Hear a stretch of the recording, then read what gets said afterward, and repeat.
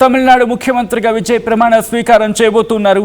మరి కొద్ది గంటల్లోనే ప్రమాణ స్వీకారం చేయబోతున్నారు విజయ్. ఉదయం 10 గంటలకు ముఖ్యమంత్రిగా ప్రమాణ స్వీకారం చేయబోతున్నారు విజయ్. టీవీకే ప్రభుత్వంలో చేరబోతుంది కాంగ్రెస్, వీసీకే, ఐయుఎంఎల్ తో పాటు సిపిఐ, సిపిఎం.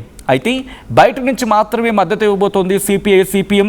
కాంగ్రెస్, వీసీకే ప్రభుత్వంలో ఉండబోతూ ఉన్నాయి. సిపిఎం, సిపిఐ అలాగే ఐయుఎంఎల్ ఇవి బయట నుంచి మద్దతు ఇవ్వబోతూ ఉన్నాయి. అయితే తన ప్రమాణ స్వీకార కార్యక్రమానికి కాంగ్రెస్ అగ్రనేత రాహుల్ గాంధీతో పాటు మాజీ ముఖ్యమంత్రులు స్టాలిన్, పళనిస్వామిలకు కూడా విజయ్ ఆహ్వానం పంపించే అవకాశం ఉంది. ఇన్ఫాక్ట్ ఆహ్వానం పంపించబోతున్నారనేది టీవీకే వర్గాల్లో చాలా విస్తృతంగా జరుగుతున్న చర్చ. స్టాలిన్, పళనిస్వామి హాజరుపై ఉత్కంఠ నెలకొంది. రేపు చెన్నై చేరుకోబోతున్నారు రాహుల్ గాంధీ. ఇంకొక వైపు కాంగ్రెస్తో పొత్తు నుంచి బయటకు వచ్చిన డిఎంకే ఒకవేళ రేపు హాజరైతే కనుక, రేపు ప్రమాణ స్వీకారానికి హాజరైతే రాహుల్తో ఎటువంటి చర్చ జరుగుతుంది? ఎందుకంటే రేపు స్టాలిన్ని రాహుల్ కలుస్తారా అన్న దానిపై ఆసక్తి నెలకొంది. అయితే డిఎంకే అధినేత స్టాలిన్, స్టాలిన్ ప్రమాణ స్వీకారానికి హాజరయ్యే అవకాశాలు అయితే మాత్రం పుష్కలంగా కనిపిస్తున్నాయి. కారణం ఏమని అనుకుంటే కనుక ఒక్క మాట, ప్రతిపక్షంగా మేము పూర్తి స్థాయి మద్దతు ఇస్తామంటూ చెప్పుకొచ్చారు. ఒక సంప్రదాయం అయితే ఉంది ఇటు మన భారత రాజకీయాల్లో, బహుశా ఇప్పుడు తగ్గిపోతూ ఉంది. కానీ ఒకప్పుడు ఏంటంటే ఇప్పటి ముఖ్యమంత్రులు అంటే కాబోయే ముఖ్యమంత్రులు గత ముఖ్యమంత్రుల ఇంటికి వెళ్ళి ఆహ్వానం పంపించడమో లేకపోతే గత ముఖ్యమంత్రులకు ఆహ్వానం పంపించడం జరుగుతూ ఉంటుంది. సో వాళ్ళు ఎదురుగుండా ఇన్ఫ్యాక్ట్ మీరు చూస్తుంటే ఒడిస్సా సీఎం నవీన్ పట్నాయక్ మీకు గుర్తుందా? ఆయన ప్రమాణ స్వీకారానికి హాజరయ్యారు. అఫ్కోర్స్ భారతీయ జనతా పార్టీ ప్రభుత్వం ఏర్పాటు అయిన తర్వాత కూడా అక్కడ ఆయన ప్రమాణ స్వీకారానికి హాజరయ్యారు. అక్కడ నవీన్ పట్నాయక్ అదొక సహృద్భావం, అంటే ఒక యాక్సెప్టెన్సీ, అంటే ఒక ట్రాన్సిషన్ అంటూ ఉంటాయి కదా, ఒక ట్రాన్స్ఫర్మేషన్ పీరియడ్, ఒక హెల్దీ ట్రాన్స్ఫర్మేషన్ కావచ్చు, లేకపోతే హెల్దీగా ఆ ట్రాన్సిషన్ జరిగే సందర్భం. కాబట్టి ఇటువంటి హెల్దీ రాజకీయాలు కావాలనుకునే సందర్భంలో జరిగే సందర్భాలు మనకు కనిపిస్తూ ఉంటాయి. అటువంటి పరిణామాల్లో రేపటి పరిణామం కూడా ఉండబోతుందా అంటే కనుక అవుననే మాట వినిపిస్తూ ఉంది. సో ఒకవేళ స్టాలిన్ హాజరయ్యారు, పళనిస్వామి కూడా హాజరయ్యారు, అండ్ రిమెంబర్ పన్నీర్ సెల్వం కూడా హాజరయ్యారు అనుకోండి. ఎందుకంటే ఆయన కూడా ఒకప్పుడు ముఖ్యమంత్రి, ఇక్కడ మర్చిపోకూడదు. ఎంత రైవల్రీస్ ఉండొచ్చు కానీ ఇటు పన్నీర్ సెల్వం, పళనిస్వామి, స్టాలిన్ వీళ్ళు ముగ్గురు కూడా మాజీ ముఖ్యమంత్రులు. ఇప్పుడు రేపు విజయ్ ప్రమాణ స్వీకారానికి హాజరైతే ఆసక్తికర పరిణామం కింద కనిపిస్తూ ఉంటుంది. అండ్ ఆ తర్వాత ఇటు విజయ్ ప్రమాణ స్వీకార సందర్భంగా రాహుల్ గాంధీ కూడా అక్కడికి చేరుకుంటే డిఎంకే అండ్ అలాగే ఏఐడిఎంకేతో ఎటువంటి చర్చలు ఉంటాయనే విషయం పక్కన పెడితే డిఎంకేకి మరి ముఖ్యంగా స్టాలిన్కి రాహుల్ గాంధీ మధ్య ఎటువంటి చర్చలు జరుగుతాయి అనేది ఆసక్తికర పరిణామం. రాహుల్ గాంధీ ఎందుకంటే ఇక్కడ ఒక మాట వినిపిస్తుంది కదా, సిపిఐ, సిపిఎం, వీసీకే, ఐయుఎంఎల్ ఇవి కూడా డిఎంకేతో పొత్తులు ఉన్నవి కాంగ్రెస్తో సహా. మరి కాంగ్రెస్ కాస్త తొందరపడి అడుగు వేస్తుంది, కాస్త తొందరపడి ముందుగానే వెళ్ళిపోయింది టీవీకేతో, కాస్త నచ్చజెప్పుకొని డిఎంకేను కూడా కన్విన్స్ చేసి వెళ్ళుంటే బాగుండేది అనేది.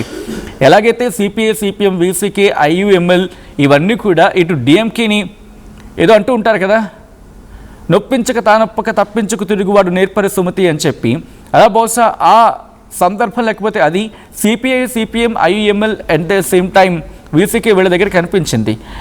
డైరెక్ట్గా కాంగ్రెస్ సపోర్ట్ ఇచ్చిన నెక్స్ట్ డేనో లేకపోతే ఆ రోజు వెంటనే సిపిఐ, సిపిఎం చెప్పలేదు. ఇన్ఫ్యాక్ట్ వీసీకే కూడా ఆ మరుసటి రోజు మేము డిస్కషన్ చేసుకుంటాం, మేము చర్చించుకున్న తర్వాత మేము నిర్ణయం తీసుకుంటామని చెప్పి కమ్యూనిస్టు పార్టీలు చెప్పుకొచ్చాయి. మీకు గుర్తుంటే ఆ రోజు చాలా తీవ్రమైన చర్చ జరిగింది. జాతీయ మీడియా కమ్యూనిస్టు పార్టీని ప్రశ్నించింది, మీరు మరి ఇటు ఆ లెటర్ మీద అంటే టీవీకి లెటర్ పంపించింది కదా మేము సపోర్ట్ కోరుతూ, దాని మీద మరి డిఎంకేతో చర్చిస్తారంటే ఒకటే ఒక మాట అండి కమ్యూనిస్టు పార్టీలు, ఒకటే ఒక మాట అన్నాయి, ఇది మా ఇంటర్నల్ డిస్కషన్, మా ఇంటర్నల్ నిర్ణయం, మా ఇంటర్నల్ డిస్కషన్లో మేము నిర్ణయం తీసుకుంటాం, మా లక్ష్యం ఒకటే మతతత్వ శక్తులకు అనే అర్థం వచ్చేలా వాళ్ళకి చోటు కల్పించకూడదు, ఒక సెక్యులర్ గవర్నమెంట్ ఫామ్ కావాలి, కాబట్టి ఇది మా నిర్ణయంతో ఉంటుంది, మేము నిర్ణయం తీసుకుంటాం. అండ్ మా పొత్తు డిఎంకేతో ఉంది కాబట్టి డిఎంకేను ఒక మాట చెప్పే ప్రయత్నం చేస్తాం అని చెప్పి ఇన్ఫ్యాక్ట్ బయటకు ఎక్కడ రాలేదు. ఇక్కడ సిపిఐ, సిపిఎం ఏమంటున్నాయి, మేము ప్రభుత్వంలో ఉంటాం, మేము బయట నుంచి మద్దతు ఇస్తాము అంటే. ఒకసారి ఇంట్రెస్టింగ్ డెవలప్మెంట్ చూడండి, అంటే మేము డిఎంకేతో పూర్తిగా తెగతింపులు చేసుకోలేదు, డిఎంకేతోనే ఉంటాం. కానీ ఈ సందర్భంలో ఇప్పుడు ఇంకోసారి ఎలక్షన్స్కి వెళ్తే బాగోదు కాబట్టి, and at the same time ప్రజలు ఒక మ్యాండేట్ ఇచ్చారు కాబట్టి ఆ మ్యాండేట్ని గౌరవించాలని మేము సపోర్ట్గా వెళ్తూ ఉన్నాం. దాంతోపాటు ఇటు ప్రభుత్వానికి ఫామ్ చేసేందుకు విజయ్కి మద్దతు ఇస్తూ ఉన్నాం, బయట నుంచి సపోర్ట్ ఇస్తాం. ఇక్కడ కనుక ఎప్పుడైనా మతతత్వ శక్తుల పార్టీ అని చెప్పి ఒక డైరెక్ట్గా బీజేపీ పేరు ప్రస్తావించకుండా ఒకవేళ అటువంటి ప్రభావం ఎప్పుడైనా ఉంటే అప్పుడు వెంటనే బయటకు వచ్చేస్తామని అర్థం వచ్చేలా కమ్యూనిస్టు పార్టీలు చెప్పుకొచ్చాయి. కాబట్టి రేపు ఒకవేళ కనుక రాహుల్ గాంధీ వస్తారు. రాహుల్ గాంధీ వచ్చిన తర్వాత స్టాలిన్, రాహుల్ గాంధీ వీళ్ళిద్దరి మధ్య ఇండి కూటమి ఇప్పటికే బలహీన పడిపోయింది అనే మాట వినిపిస్తున్న సందర్భం. అంటే మమతా బెనర్జీ అక్కడ ఓటమి పాలయ్యారు, ఇక్కడ స్టాలిన్ కూడా ఓడిపోయారు. వీళ్ళిద్దరూ కూడా ఇటు నార్త్ కావచ్చు, సౌత్ కావచ్చు, లేకపోతే తూర్పు నుంచి అనుకోవచ్చు, కొన్ని ఏదైనా ఇండి కూటమికి సంబంధించి మాట్లాడుకుంటే రెండు స్ట్రాంగ్ వాయిసెస్ అటు మమతా బెనర్జీ అండ్ ఇక్కడ ఎంకే స్టాలిన్.